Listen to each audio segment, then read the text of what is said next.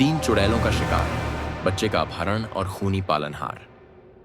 दोस्तों, अगर आपको डरावनी कहानियां पसंद हैं तो वीडियो को लाइक करें, शेयर करें और हमारे यूट्यूब चैनल हॉन्टेड वर्ल्ड को जरूर सब्सक्राइब करें, क्योंकि डर यहीं से शुरू होता है। गांव के बाहर घने जंगलों के बीच एक टूटी फूटी हवेली खड़ी थी, जिसे सब काली हवेली के नाम से जानते थे। कहते हैं वहां 3 भयानक चुड़ैलें रहती थीं, मांकी, श्यामा और रात्रि। एक रात गांव से एक 2 साल का मासूम बच्चा आरव अचानक गायब हो गया। लोग समझ गए कि उसे हवेली की चुड़ैलों ने उठा लिया है।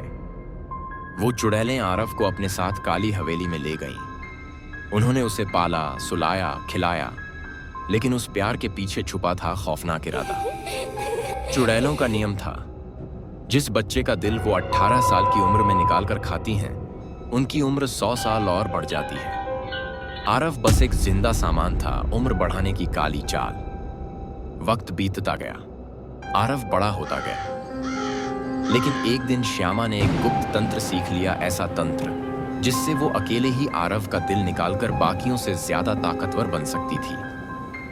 18वीं पूर्णिमा की रात, जब मांकी और रात्रि आरव को बलि चढ़ाने जा रही थी, तब श्यामा ने दोनों को धोखा दे दिया।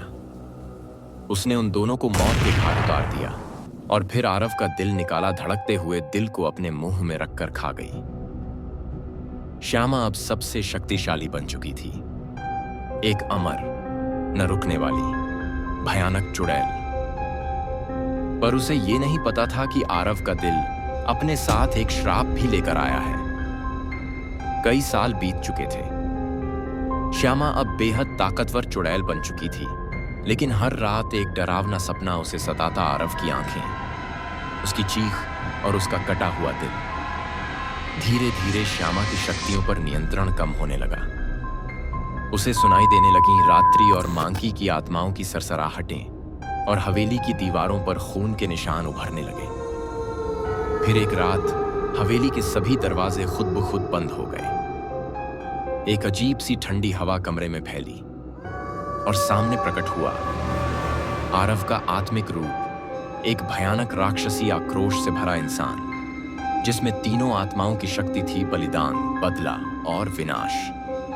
श्यामा चीखी, मैं अमर हूं, मुझे कोई नहीं मार सकता। आरव की आत्मा गरजी, तूने जो चुराया था वो मेरा था और मैं अपना हक लेने आया हूं। हवेली के भीतर एक जबरदस्त विस्फोट हुआ। श्यामा का शरीर चिथड़े चिथड़े हो गया और उसकी आत्मा काली हवेली में हमेशा के लिए कैद हो गई।